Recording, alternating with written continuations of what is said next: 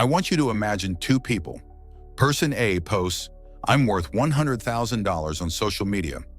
Person B quietly sits down, lists every single thing they own and everything they owe, and the number they get is $10,745. One of them is lying to themselves. Which do you think is closer to the truth? Welcome to the Money Route. Today we're going to walk through exactly how to check your real net worth, not the vanity version, step by step, in detail. At the end, share your results if you feel comfortable. Call it Net Worth Honesty Hour, and let's see how many people are overestimating. Let's get started. Why vanity net worth is dangerous. First, a confession. Even financial educators slip into vanity net worth mode, adding every asset without realistic valuations, ignoring debts, or excluding hard-to-liquidate items. That version is often the one displayed to impress, not the one that moves your life forward. The danger: basing big decisions, loans, business moves, retirement, investments, on an inflated picture. You end up overconfident, underprepared, or blindsided by liabilities you ignored. So the net worth we seek is honest, grounded in reality, and useful. Setting up your net worth worksheet, the real sheet, you need a structure. Here's how to build your net worth worksheet. Create 2 columns, assets on the left, liabilities on the right. Within each, use subsections: liquid, semi-liquid, illiquid assets, short-term debts, long-term debts. Always date it, e.g., as of October 21st, 2025. Use conservative valuations, not wishful thinking. As you fill, be brutally honest. If you're not sure what something is worth, discount it. Overvaluation is the first step to vanity. Step 1. List every asset you own. This is where many people cheat, only counting big stuff or braggable items. But the real net worth counts everything meaningful. Below are major categories you should consider. A. Cash and near cash, cash in hand, wallet, hidden stashes, bank checking accounts, savings accounts, money market accounts, certificates of deposit, if you can withdraw, any foreign currency holdings. These are your most liquid, lowest guesswork assets. B. Investments in securities, stocks, bonds, mutual funds, exchange-traded funds, ETFs, retirement accounts/pension funds, use what you could, withdraw or transfer, not full face value if locked. Investment real estate, we will value later. Business equity, your share in any company. Cryptocurrencies, use realistic current value. Be cautious, use "what could I sell it for today" rather than book value. C. Personal property and tangible assets. Your residence, home, land. Other properties, rental, land plots. Vehicles, cars, bikes, boats, etc. Electronics, computers, phones, but only if high value. Jewelry, art, collectibles, if meaningful value. Furniture, appliances, if high worth. Any cash value life insurance or insurance policy surrender value, if applicable. When valuing things like home, cars, etc., look at market comparables or recent sale listings, not what you paid. D. Other miscellaneous assets, security deposits for rent, utilities, receivables, money owed to you, any prepayments or refundable deposits. Intellectual property, if you truly can sell or monetize it. Once you have every possible asset listed, sum them up. This is total assets. Step 2. List every liability you owe. This is where many well-off people lose the game. Debt. A net worth that ignores liabilities is a house made of sand. Here are common liability categories. A. Short-term liabilities. Credit card balances, current, outstanding. Utility bills. Telecom bills owed, unpaid taxes. Other short-term payables. B. Loans and long-term debt. Mortgage earnest, outstanding balance, not full original amount. Car, vehicle loans, student loans, personal loans, business loans for which you are personally liable. Lines of credit, overdrafts, any other promissory obligations. C. Other liabilities. Deferred payments, installment agreements, alimony, child support obligations, any guarantees you sign that may call on you to pay unpaid legal judgments. Again, use current balances, not what you borrowed. Check your statements, credit reports, loan documents. Sum all of these to get total liabilities. Step 3. Subtract liabilities from assets. Now the moment of truth, net worth equals total assets minus total liabilities.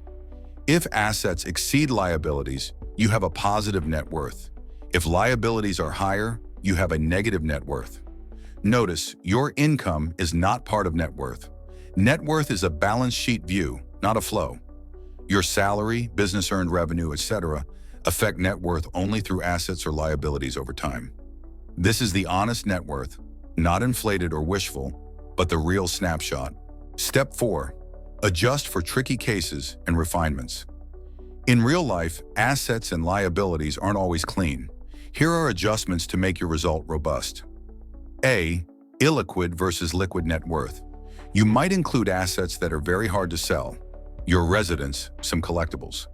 If you sold everything today, you'd get less. One refinement is liquid net worth. Only include easily sellable assets, or investable net worth. Only assets you invest in, excluding your home car, etc. B. Deferred taxes and costs. If you were forced to sell an asset, there may be taxes or transaction costs. A refined net worth may subtract an estimated tax burden, capital gains, sales commissions. C. Retirement accounts with withdrawal penalties. Some accounts might impose penalties or restrictions. Use the realizable values, not the face value. Step 5. Evaluate and interpret your net worth. You've got the number. Now what? More important than the number is the trend and composition. A. Trend over time. Compute it quarterly or yearly. Is it going up, flat, falling? A rising net worth means you're building wealth. A declining one is a red flag. B. Composition analysis.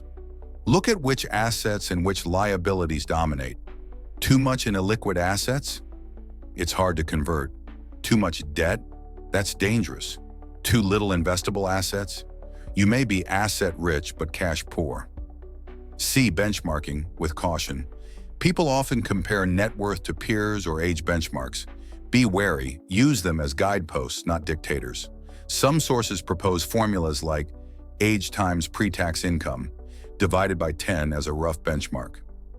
Investopedia use such rules sparingly and contextually. D. Negative net worth isn't shame. Many early career or high-debt individuals start with negative net worth, liabilities greater than assets. That's not failure, it's a starting point. The goal is steady movement toward positive territory. Step 6. Strategies to improve your net worth. You now have a number. What can you do about it? A. Reduce liabilities. Aggressively pay down high-interest debt, credit cards, personal loans. Refinance or renegotiate large debts. Avoid taking on new debt for depreciating items. Use debt strategically for growth or income-generating assets. B. Grow quality assets. Increase savings in liquid or investable assets. Invest in stocks, bonds, real estate, only after emergency cushion, start or scale ventures or businesses with real value. Improve your skills and earning power, so future income funds assets. C. Shift asset mix toward growth. If your assets are all tied in a liquid property, gradually rebalance into growth assets, stocks, businesses, to drive compounding returns. D. Automate growth. Set automatic transfers to saving/investment accounts. Schedule extra debt payments. Use systems so your net worth grows passively over time. E. Monitor and adjust. Update your net worth regularly. Analyze shifts and adjust tactics. Don't just collect the number. Use it as a feedback engine. Common mistakes and traps. As you apply this, avoid these pitfalls. Excluding small assets or debts, they add up. Using original purchase price rather than current market value. Ignoring liabilities or underestimating balances. Being overly optimistic about selling values. Not updating often. Your net worth gets outdated fast. Comparing across dissimilar circumstances. Honesty trumps pride. Why doing this, honestly, changes everything you see where your wealth really lies. What's real? What's illusion? You can make decisions, buying, selling, borrowing, investing. You can make decisions, buying, selling, borrowing, investing, from a place of truth. You can track progress meaningfully, not in vague hopes. You reduce risk, no surprises. You build confidence based on fact, not fantasy. Every financial move you make should react to your net worth, not to the Instagram version of it. Here's what I want you to do as homework after this video. Pause this video. Get your statements, receipts, app balances.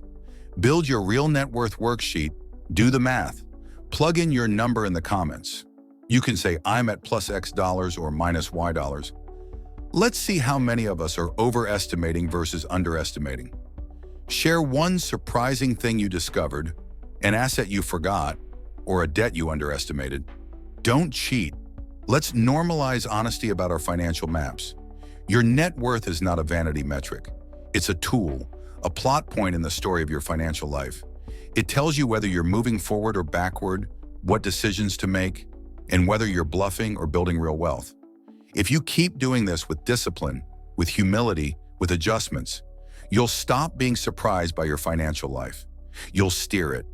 Thank you for watching this deep dive into how to check your real net worth, not the vanity version. If you found this useful, hit that subscribe button, ring the bell so you don't miss the next tools and strategies, and let's build real wealth together on the money route.